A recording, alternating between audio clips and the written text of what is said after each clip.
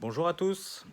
Eh bien, je vous remercie et je remercie la Mel de son invitation à participer aux prochains enjeux sur le thème de survivre.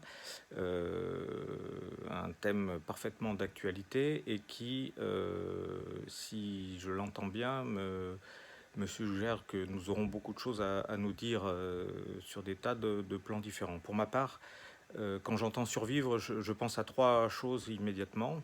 Immédiatement, j'ai un petit peu réfléchi avant, autant vous le dire, mais l'une est chronologique, la deuxième est artistique et la troisième plutôt poétique. Le naturel revient au galop.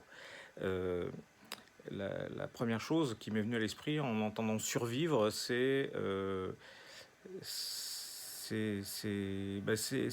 souvenir de cette initiative de cet artiste moscovite qui s'appelait Igor Stavitsky, si je ne me trompe pas, qui est parti pendant les années staliniennes. Il est parti s'installer à Noukou, en Ouzbékistan, où il a créé un musée d'art interdit par le régime stalinien, ou en tout cas très mal vu, et il a sauvé ainsi un grand nombre d'œuvres du patrimoine artistique culturel. Je crois qu'il y a des sculptures, il y a en tout cas beaucoup de peintures. Voilà, ça c'est la première chose qui m'est venue à l'esprit, la survie des œuvres et du patrimoine.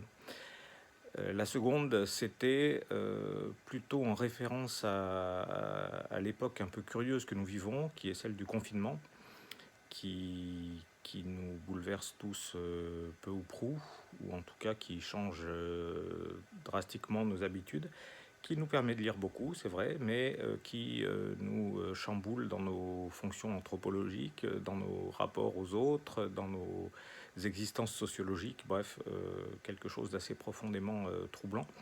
Et cette fois, je pense à un épisode de l'histoire et de l'histoire de l'Occident qui a eu lieu en 1582 lorsque, par bulle papale, Grégoire XIII et ses astronomes ont décidé de remettre le calendrier et le Soleil en phase, ce qui n'était pas idiot. Mais résultat, on est passé du 9 décembre 1582 au 20 décembre 82, c'est-à-dire que 10 jours ont disparu et n'ont pas été vécus. Voilà. Et je pense qu'il y a là quelque chose qui fait écho à ce que nous vivons à cette époque où nous avons l'impression, en particulier les plus jeunes d'entre nous, de ne pas vivre. Voilà, ça c'était la deuxième chose. Et la troisième, eh bien, c'est un clin d'œil à Paul Vallée qui a écrit des choses assez dures, assez très belles, dans un recueil qui s'appelle Table rase au Mercure de France. Et dans ce recueil, si ma mémoire ne me fait pas complètement défaut, il y a deux petits poèmes qui parlent de survivre, qui parlent de ce que nous vivons. Et si je m'en souviens bien, je voudrais pouvoir vous les dire, c'est ceci. Dans le monde clos des morts, où l'espoir enterre l'espoir, il me reste le refus pour survivre. Voilà. Et ce poème est poursuivi par un autre, dont je n'ai plus le titre en tête, qui dit ceci: avec la limaille de vos mots, je forgerai une langue en fer pour parler à des surlendemains.